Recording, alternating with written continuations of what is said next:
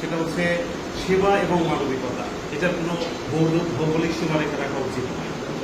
এটা পৃথিবীর যেখানেই হোক, প্রত্যেকটা মানুষের নিজ নিজ জায়গা থেকে যদি মানুষের কল্যাণে কিছু করার সুযোগ থাকে, সে কোন ধর্মের কোন বর্ণের এটা বড় কথা নয়, সে মানুষ এবং মানবিক দিক থেকে যদি তার জন্য কিছু করার থাকে, তাহলে যে যার জায়গা থেকে মানে সাধ্যমতো চেষ্টা করা উচিত।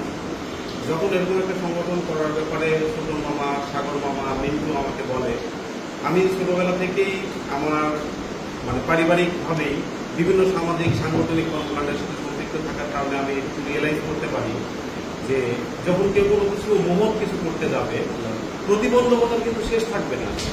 তো প্রতিবন্ধকতা পেছনে ফেলে আপনাকে সামনে আগায় যেতে হবে।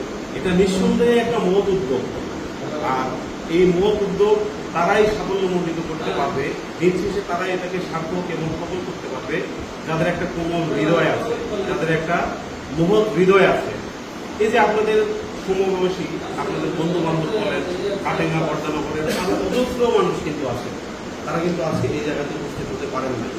তার মানে বুঝতে হবে, যদি ধর্মীয় দৃষ্টিকোণ থেকেও বলি, যে আল্লাহ তাআলা আপনাদের দ্বারা সমাজের জন্য কিছু করাতে চান, আর সে কারণে আজকে এখানে আপনাদেরকে সমবেত করতেন। সুতরাং এটা নিঃসন্দেহে আল্লাহ তাআলার পক্ষ থেকে একটা নিয়ামত আমাদের জন্য।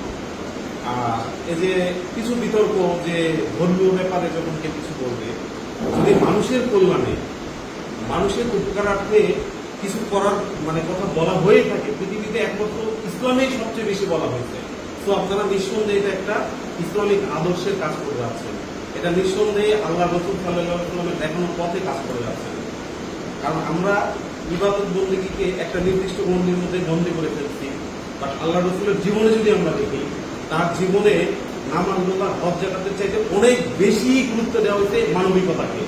মানবিক মানুষ হওয়ার জন্য বলা হয়েছে, এবং এইটাও বলা হয়েছে ইসলামে যে কেউ যদি ইবাদত বন্দেগীর মাধ্যমে নামাজ রোজা হজ জাকাতের বাইরে যে জান্নাত লাভ করতে চায়, তাহলে যেন সে বেশি বেশি দান সাদাকা করে। এটা কিন্তু দান সাদাকা করার একটা মিডিয়া। এই যে আপনার সেবার আলো ফাউন্ডেশন, আপনাদের স্লোগানটা খুবই সুন্দর, যে সেবার আলো অঙ্গীকার, মুছে যাবে অন্ধকার। সমাজ থেকে অন্ধকার দূর করাটা কিন্তু এত সহজ একটা ব্যাপার না। তার মানে আপনাদের মধ্যেই নিজেদের মধ্যে অনেক সদস্যদের বিরোধিতা করবে, অনেক সমালোচনা হবে, কিন্তু দিন শেষে আপনাদেরকে মনে রাখতে হবে, আপনারা একটা সত্য এবং সুন্দর লক্ষ্যের উদ্দেশ্যে এই প্রচেষ্টাটা চালিয়ে যাচ্ছেন।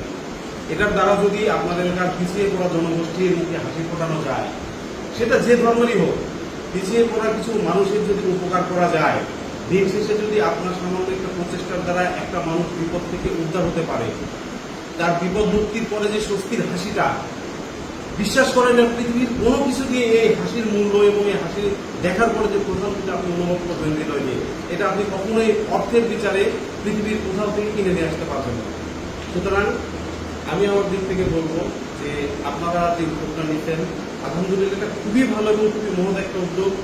যে যত প্রতিবন্ধকতায় নিয়ে আসুন, যে যত নেতিবাচক কথাবার্তায় বলুন, আপনারা সবসময় আপনাদের যেহেতু সৎ উদ্দেশ্য, আপনাদের সুন্দর উদ্দেশ্য, মহৎ উদ্দেশ্য, এইটাকে ফোকাস করে আপনারা সব কিছু মিনিমাইজ করে, সব কিছু স্যাক্রিফাইস করে, সব কিছু যেভাবে গুছিয়ে নেওয়া দরকার সেভাবে গুছিয়ে নিয়ে এই সংগঠনটাকে এমন একটা জায়গায় নিয়ে যান, আজকে যারা সমালোচনা করতেছেন তারা অথবা তাদের পরবর্তী প্রজন্ম যেন বলে যে আমরা সমালোচনা করে, অথবা আমাদের পূর্ববর্তী প্রজন্ম সমালোচনা করে ভুল করতে, আমাদের নিজেদেরকেও এটার সাথে সম্পৃক্ত করা উচিত। তো আমি যেহেতু আপনাদের অতিথি, এখানে আমার মানে তেমন কোনো গুরুত্বপূর্ণ ভূমিকা নাই, তবে আমি এটুকু কথা দিচ্ছি যে আপনাদের এই প্রতিষ্ঠানের মাধ্যমে মানবিক উন্নয়নের জন্য, সামাজিক উন্নয়নের জন্য, মানব সেবার জন্য আমার সাধ্যমতো সর্বোচ্চ যতটুকু আর্থিক সহযোগিতা করার প্রয়োজন আমি ইনশাল্লাহ আমার তরফ থেকে করবো, আর কথা দিয়ে গেলাম। ধন্যবাদ। তো আপনারা আপনাদের জায়গা থেকে শ্রম দেন, এরকম সংগঠনে আপনারা একটু দেখেন, দেশে এরকম অনেক এখন বিতর্কিত সংগঠন আছে যারা কিন্তু মানবতা নিয়ে কাজ করতো, এবং তাদের কিন্তু ফান্ডিং এর কোনো সমস্যা নাই। পৃথিবীতে লাখ লাখ মানুষ আছে যারা দেওয়ার জন্য জায়গা খুঁজতেছে, যে আমি প্রপার জায়গাটা কোথায় পাবো, যেখানে আমি আমার এই টাকাটা দিলে তারা যথাযথ ইউজ করবে, মানুষের কাছে পৌঁছাবে। তো আমার ধারণা যে ফান্ডিং নিয়ে আপনাদের খুব বেশি টেনশন করার কারণ নাই। এই যে আপনারা নিজেরা একটা ফিক্সড চাঁদার ব্যবস্থা করতেছেন, এটা কিন্তু সংগঠনটাকে সাংগঠনিকভাবে মজবুত রাখার জন্য প্রয়োজন। তো এটা করেন যে মান্থলি একটা নির্দিষ্ট পরিমাণের চাঁদা, যেটা সবার জন্যই সহজ হবে। কারোর জন্য কঠিন হবে না। আর ফান্ডিং এটা ইনশাল্লাহ আপনারা যদি এই প্রতিষ্ঠানটাকে ধরে রাখতে পারেন, কল্পনাতীত উৎস থেকে দেখবেন একটা সময় আপনাদের এখানে অর্থ আসা শুরু হয়েছে।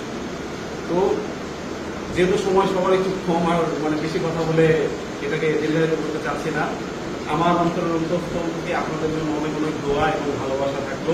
এবং আমি চাই এই সেবার আলো ফাউন্ডেশন এমন একটা দিন আসুক যেন বাংলাদেশের প্রতিটা মানুষ সেবার আলো ফাউন্ডেশনকে চেনে। এই আশাবাদ ব্যক্ত করে আমি আমার সংক্ষিপ্ত বক্তব্য শেষ করছি। সবাই ভালো থাকবেন।